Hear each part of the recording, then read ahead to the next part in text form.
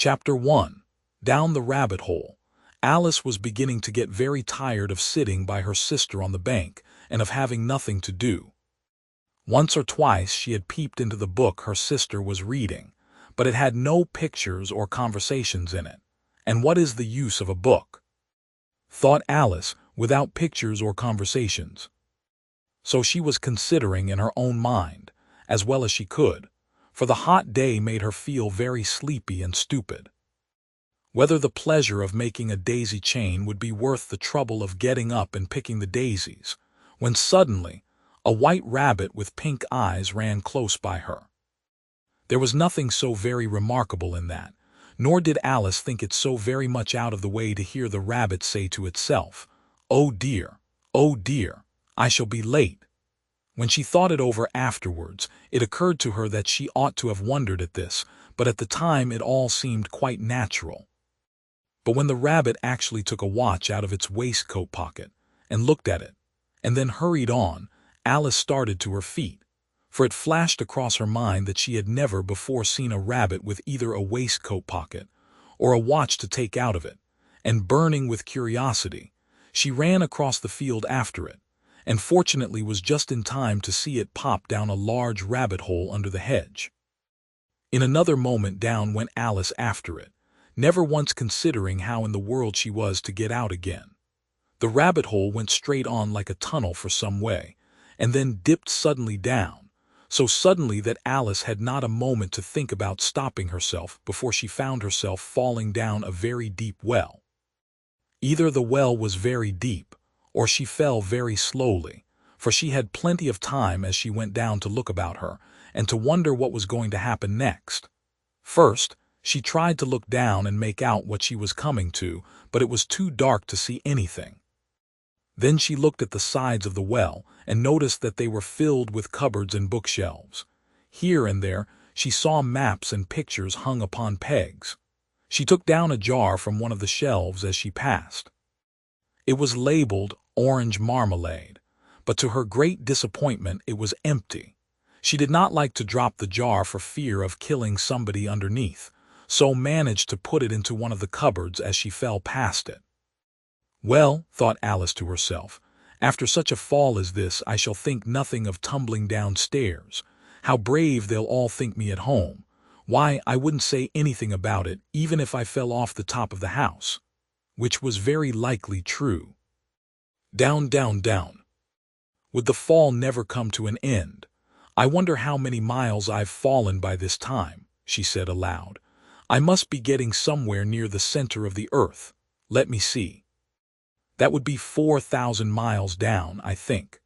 For, you see, Alice had learnt several things of this sort in her lessons in the schoolroom, and though this was not a very good opportunity for showing off her knowledge, as there was no one to listen to her, still it was good practice to say it over. Yes, that's about the right distance, but then I wonder what latitude or longitude I've got to. Alice had no idea what latitude was or longitude either, but thought they were nice grand words to say. Presently she began again. I wonder if I shall fall right through the earth. How funny it'll seem to come out among the people that walk with their heads downward. The antipathies, I think. She was rather glad there was no one listening this time, as it didn't sound at all the right word, but I shall have to ask them what the name of the country is, you know. Please, ma'am, is this New Zealand or Australia? And she tried to curtsy as she spoke. Fancy curtsying as you're falling through the air. Do you think you could manage it? And what an ignorant little girl she'll think me for asking. No, it'll never do to ask. Perhaps I shall see it written up somewhere. Down, down, down. There was nothing else to do, so Alice soon began talking again. Dinah'll miss me very much tonight, I should think. Dinah was the cat. I hope they'll remember her saucer of milk at tea time. Dinah, my dear, I wish you were down here with me. There are no mice in the air, I'm afraid, but you might catch a bat, and that's very like a mouse, you know.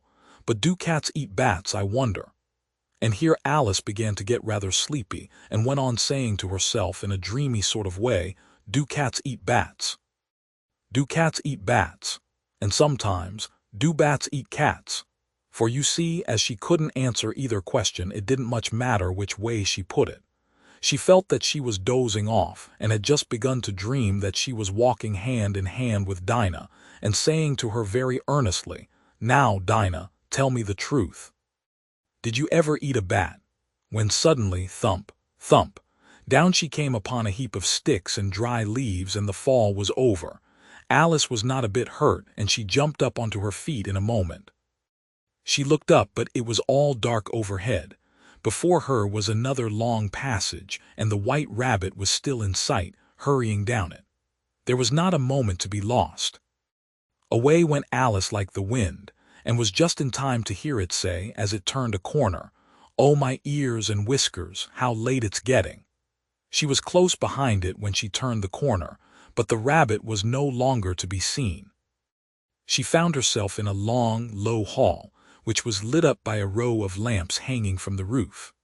There were doors all round the hall, but they were all locked, and when Alice had been all the way down one side and up the other, trying every door, she walked sadly down the middle, wondering how she was ever to get out again.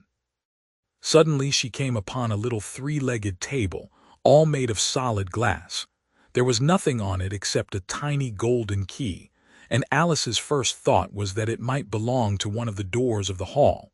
But alas! Either the locks were too large, or the key was too small, but at any rate it would not open any of them. However, on the second time round, she came upon a low curtain she had not noticed before, and behind it was a little door about 15 inches high. She tried the little golden key in the lock, and to her great delight it fitted.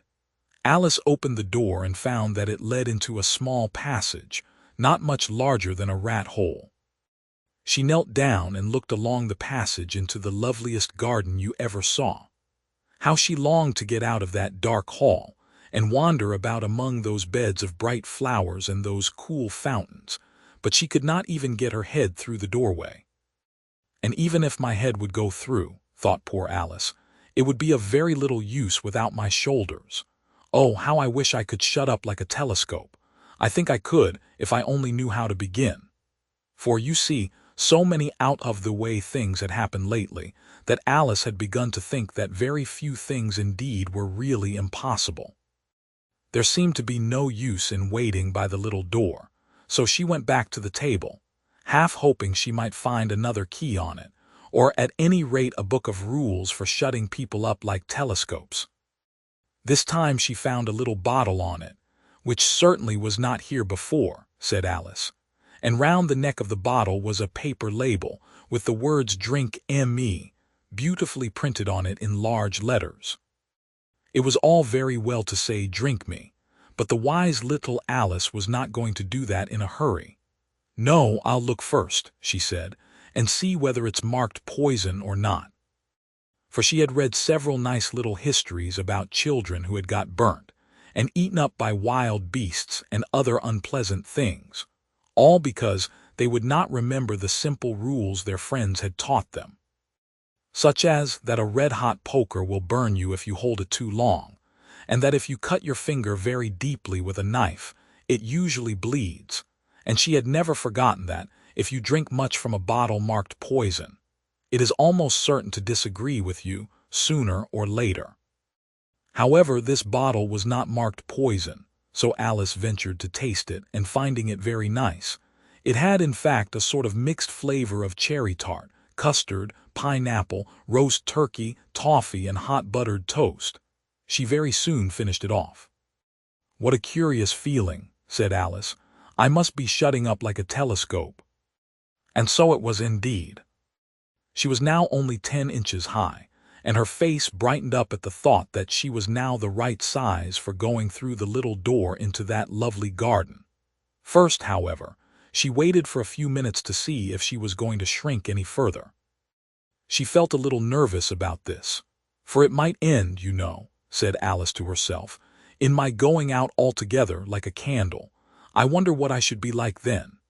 And she tried to fancy what the flame of a candle is like after the candle is blown out, for she could not remember ever having seen such a thing.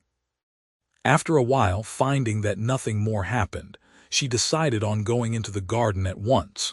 But alas for poor Alice! When she got to the door, she found she had forgotten the little golden key, and when she went back to the table for it, she found she could not possibly reach it. She could see it quite plainly through the glass, and she tried her best to climb up one of the legs of the table, but it was too slippery. And when she had tired herself out with trying, the poor little thing sat down and cried. "Come, there's no use in crying like that," said Alice to herself, rather sharply. "I advise you to leave off this minute." She generally gave herself very good advice, though she very seldom followed it, and sometimes she scolded herself so severely as to bring tears into her eyes.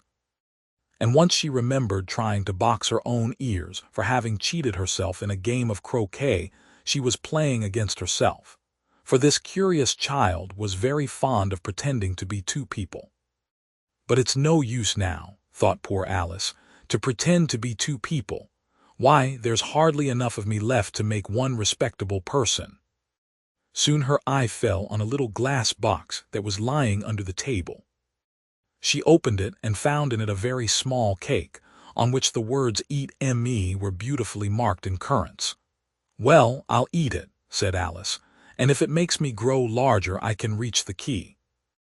And if it makes me grow smaller I can creep under the door. So either way I'll get into the garden, and I don't care which happens." She ate a little bit and said anxiously to herself, "Which way? Which way?" holding her hand on the top of her head to feel which way it was growing, and she was quite surprised to find that she remained the same size. To be sure, this generally happens when one eats cake, but Alice had got so much into the way of expecting nothing but out-of-the-way things to happen, that it seemed quite dull and stupid for life to go on in the common way. So she set to work, and very soon finished off the cake.